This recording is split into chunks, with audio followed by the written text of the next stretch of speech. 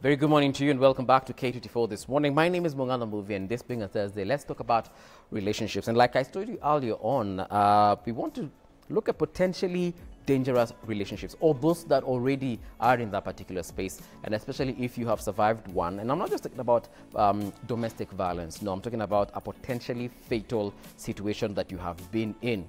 I know a couple of people have been stabbed before by their partners or by their lovers. Others have been stalked. Others have had, probably even other people around their circles stalked and also hurt because probably you were dating someone I could consider a sociopath or a psychopath, as they like to be described. And we're going to be having that conversation with a guest. But as we get to that, let's look at our question of the day. Have you ever been in a relationship with a partner who showed signs of being dangerous? Have you ever been in a relationship with a partner who showed signs of being dangerous? K24 TV across all social media, and our WhatsApp number is right there on your screen. Please call us as well. We'd love to hear your voice. Joining me today is none other than a lady who has been here before, lakini amepotea kwa muda, Beatrice Muraguri. Habari ya masiku nyingi. Psychologist right now. Ulipotea ukatuacha ukaenda wapi? Where are you attached now?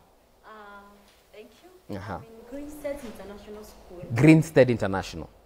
Nakuru. Okay. Whereby No wonder. Said your daughter Davina. Yes. Just a normal child. We repackage and give back to you as an innovator. Okay. Let me just give guys again that question as we get the conversation rolling. Have you ever been in a relationship with a partner who showed signs of being dangerous? Now, K24 TV across Facebook, Twitter, and Instagram. Our WhatsApp number is on your screen. And as like I said, call us so that we can get to hear your voice. Now, just in case you're wondering, what is a dangerous relationship? This is how I would describe it. Have you ever been with a partner who's not only violent, but probably has even promised or threatened to kill you? All right? There's a difference between domestic violence where you're slapped, in the house. I'm not saying that that's a good thing, but, that's the kind of situation that a lot of people are in. But there are those special relationships where you find someone has threatened you. They even told you, ile siku utaniwacha, uje utakufa. Where you're told, if I can't have you, then you cannot have anyone else, or you cannot be with anyone else, or no one else can have you. Those ones who tell you that if you decide to leave me, wewe jua, wewe na watoto wako, ama wewe na watoto wangu, we are done. Or they tell you, I will kill you and no one will ever find your body. Those are the kind of relationships we're looking at today. And if you've been in one, or you know someone who's been in one, you can let us know how that situation folded or unfolded or panned out. If you've been in a situation whereby you were beaten halfway to death and you were put in a hospital and you had to take months of recovery, maybe even psychological kind of recovery, please let us know on our social media channels as we have told you. And just to take a look at that question once again, Bwana Director Safadhali tusaidie. Have you ever been in a relationship with a partner who showed signs of being dangerous? All right, let's talk. Like I said, joining us today is none other than Beatrice Muraguri, our psychologist. She has been on the show before. All right, so Beatrice, once again, karibu sana. Asante. All right, maybe you can tell us, what is a dangerous relationship, apart from the way I've described it? Number one, so that you can have a background. We are talking about love here. Love is the most powerful emotion in human being. It being so powerful, then it qualifies to be very dangerous. So when you talk about dangerous love, is whereby partners within this love, they feel that one of them cannot survive without the other. Okay. They have imprisoned each other. And in most cases, the degree of imprisonment varies from one person to another. All right. You find that there's one of them who has an upper hand in terms of imprisoning the other than the other one. Okay, upper hand how? Okay. There's this person in the relationship, and in this case, it could be a lady or the gentleman. Okay. Whereby they keep on confessing, I can never live without you. I cannot imagine a world without you. But I thought that was poetic. I mean, I've used those words before. Zile za, hey, yani, mimi sioni nikiishi bila wewe. Ukaniacha, hata udhali nikuwe priest basi. Stay pata de mwingine kama wewe. I mean, I've used those kinds of words before. Thank you. You may have used those words, but the tone that you have used, the emotion that is attached to those statements. There's a way you can make a statement. Like, for example, Beatrice, where have you been? That's a statement. Yes. Beatrice, where have you been? That's also those a are statement. those are two different things. Yeah. Two different statements depending on the tone that have accompanied that has accompanied each and every statement. All right. So in this case, in this kind of a relationship whereby people are professing love and they are kind of intimidating the other partner. In the event that this happens, they either leave it there or they even go ahead tell them, if you ever leave me, I'll kill you. If you ever leave me, I'll kill my competitor in the business. Yeah.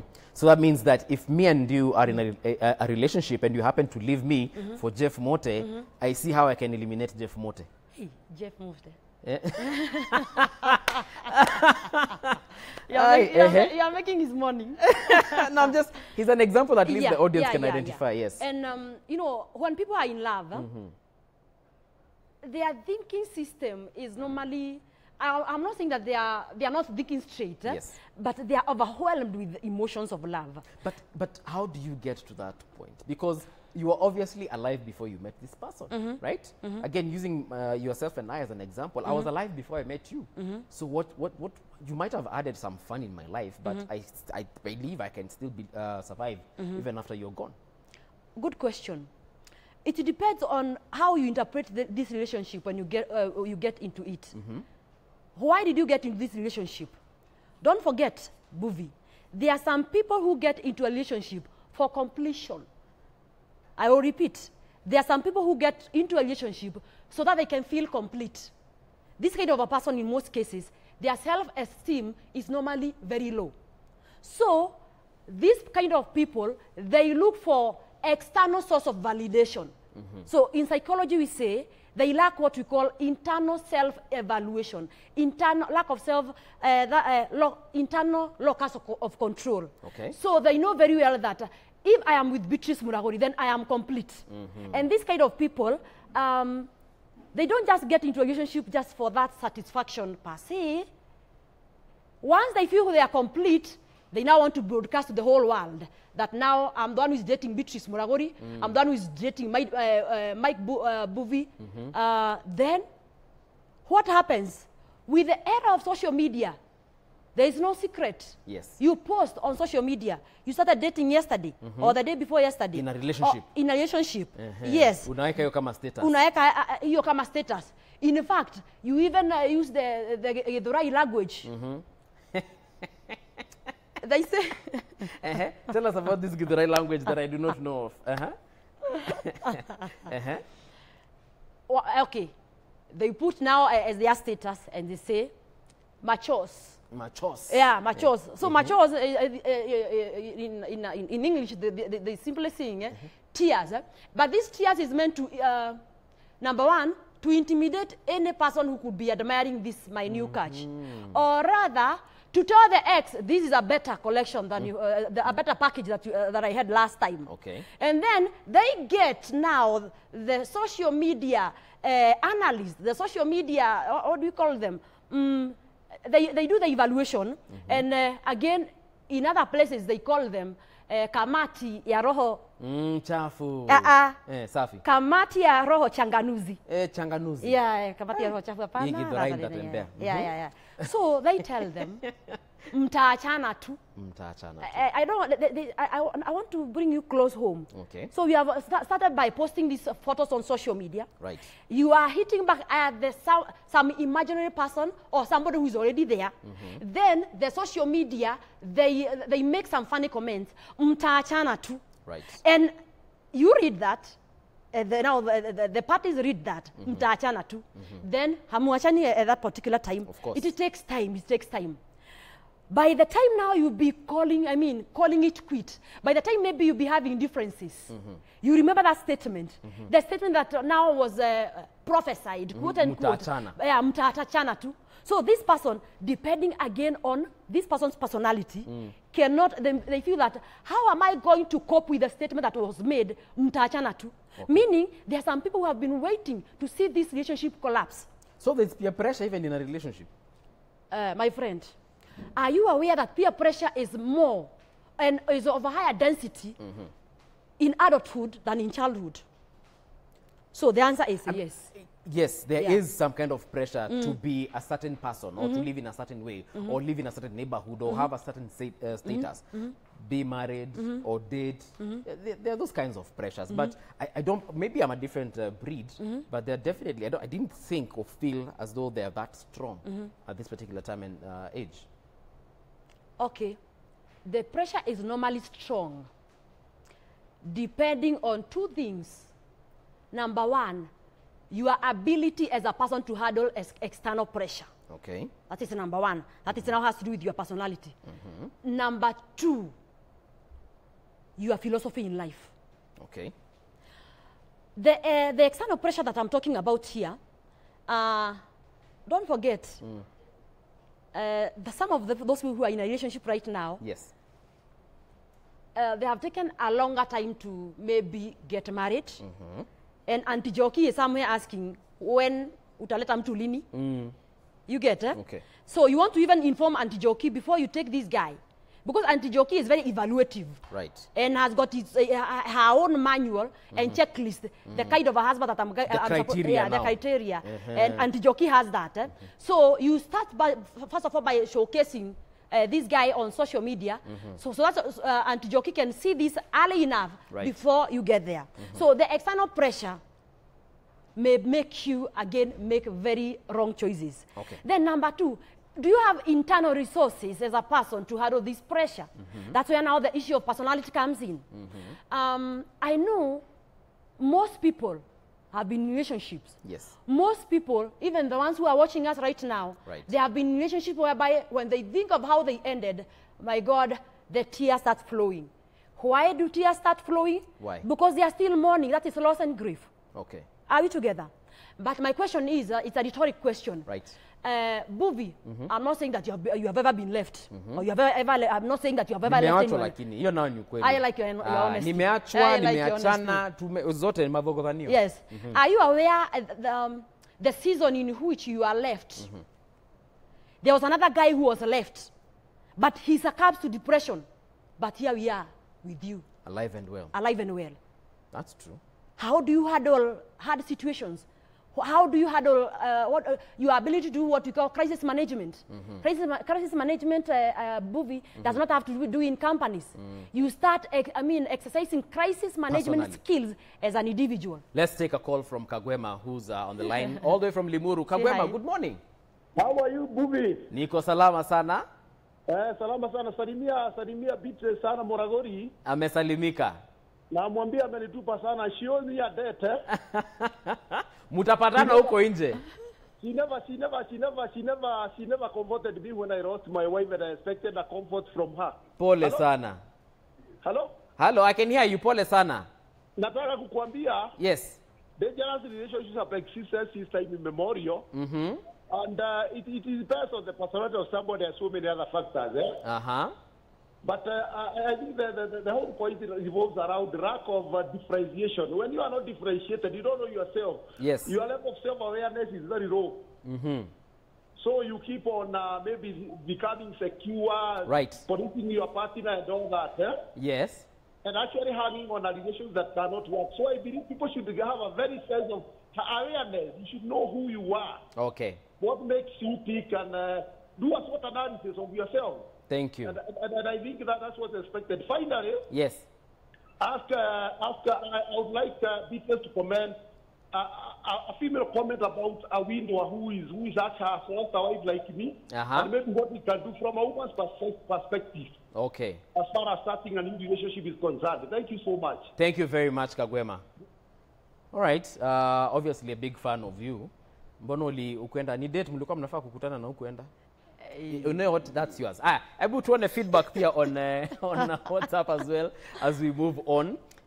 This is Hi K24. My marriage has been hell since last year. He's violent. He locked me kwa bedroom akanichapa. He twisted my hand mara kararua nguo zangu. I am tired. I'm planning to leave anytime. He is so insecure, saying anajua ati na hana evidence. He even broke my phone. What will I do? Please advise me. It's a long distance marriage. How does that even work? Okay. Hello, K24. I am Patrick Mulwa. from Malili, Konza City. I've been in a dangerous relationship related to money. I had a girl who usually kept throwing harsh words to me. If you leave me, I'll send some people to threaten you. Yeah, Patrick. Huh? All right. Hi, movie. People ought to know when to walk away. A lot of people are stuck in toxic relationships thinking that the significant other will change for better, only to find themselves in deeper problems. If somebody bangs a table on you when they are angry, that's an indicator that one day they will hit you. Please run while you can. All right, thank you very much for that. We will take a call from Brian in Kitale as we continue the messages. Brian, good morning. Oh yeah, Brian amekata simu. Okay, let me take a look at that one last text as we move on. I don't think you're talking about, okay, this is a different text, but I have a friend who had been in that situation 2 years. She was scared and she even cut off other relationships with other people because she was threatened, but was strong, and she went to the authorities with the help of friends and parents, and she is now okay. The guy was jailed. Now she is a teacher at a primary school. Okay, at least you are aliponea. Na aliponea vizuri. Thank you very much. Keep on sending your messages, of course. We're talking about dangerous love in case you're just joining us. Not just the violent type where, you know, there's emotional abuse and physical abuse, but the one that you actually feel your life is in danger. That if you do not leave this place right now, if you do not get help, you might actually die.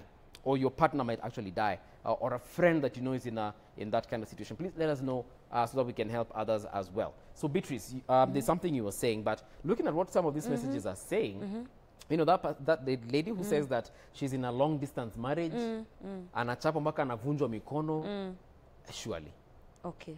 What is that? Good.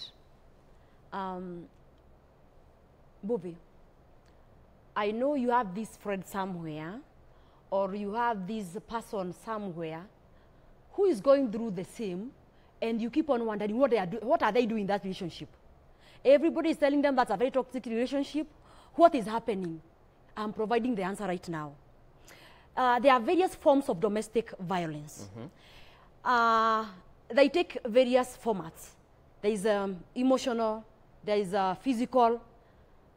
For them to stay in that relationship, they are being beaten, they are being threatened, they are even given ultimatums.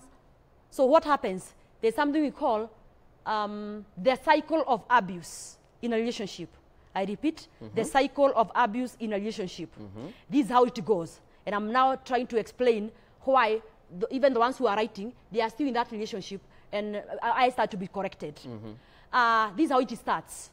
Number one, the abuser, the person who is now perpetuating the abuse, isolates you in the name of loving you. I repeat, they isolate you in the name of loving you. Okay. So they cut all the links. They don't want to see you with friends. They don't want to see your brothers and sisters visiting you. For you, you think that they are being protective. They care. By the way, they are normally very scheming. They are very good in scheming. So they are able to use their own creativity for you not to see that they are controlling. They want you to see that they are overly, they are caring for you. So they isolate you. When they isolate you, they realize now you don't have friends that you can run to. You don't have family members that you can run to. So it is you and the abuser who happens to be your love. I mean, your lover. So what happens? They graduate now to the next level. They start now verbal abuse, whereby they insult you. They even make you feel that you are the wrong choice. Were it not for the pregnancy, I wouldn't have taken you. Were it not for the job that you had now, I wouldn't have taken you. Joro was better than you. So, and in this case, the abuser can be a lady or the gentleman. So they graduate into verbal abuse. Then from verbal abuse, they realize that they need to take it further. They start now assaulting you.